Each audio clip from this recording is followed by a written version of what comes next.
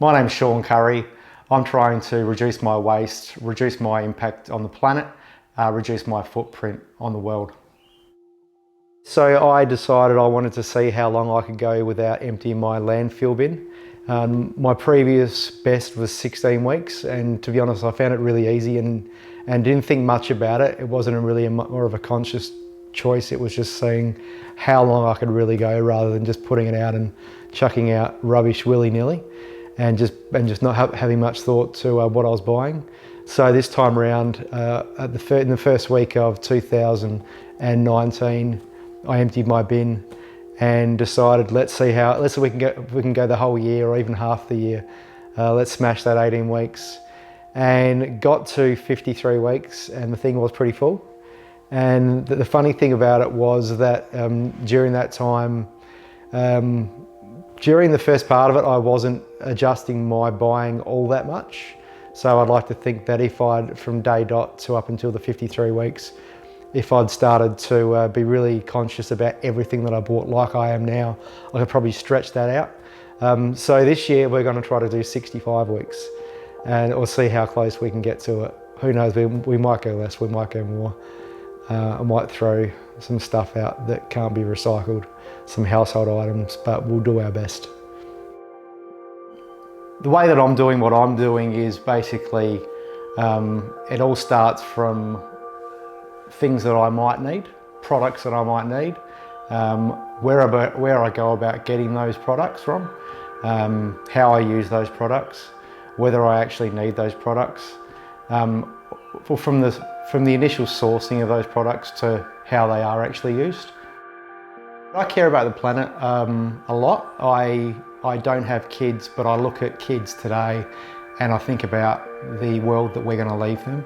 I think that the world is in a pretty dire state at the moment anyway, and it doesn't seem to be getting any better. And that's all down to how we're living our lives every day. It's easy to blame governments and easy to blame big corporations for the state that the world is in, but at the end of the day, we're the ones paying them the money, we're the ones voting them in. It is our choices on a daily basis that affects the way that we leave this planet. And whether it's the food that we buy, buying something more sustainable, food products that have less impact on the environment, whether it's the car that we buy or the car that we don't buy.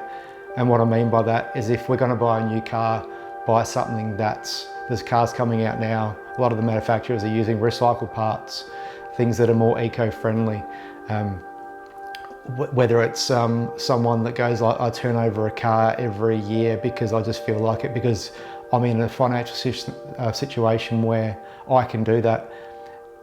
Maybe you don't need to do that. Maybe you can be more sustainable by turning over a car every 5 years or every 10 years or something like that. It's down to where we're sourcing, like our clothing. We buy all this clothing that we may not need, and we buy 10 new t-shirts and throw out 5, and before you know it, you've got 100 t-shirts in there that you don't wear. It's wasteful. Do we really need all that stuff? Do we really need to buy half the stuff that we buy? That's just an everyday thing. Buying products that are more environmentally friendly, whether it's your dishwashing liquid, your personal hygiene products. Can you buy something that is eco-friendly, that is biodegradable, that is grey water safe, or something that hasn't been tested on animals? So we're getting back to the impact that it has on the environment as a whole. Think about your purchases, research your products. If you're looking to buy a product, it might be a deodorant, it might be a carton of soy milk, or it could be a bag of potato chips. Have a look at, can I buy that product in a different form? Do I really need that product? Can I go to a different store to buy a product that doesn't have any plastic waste? Or at the very least, if that does have plastic waste, can that plastic be recycled?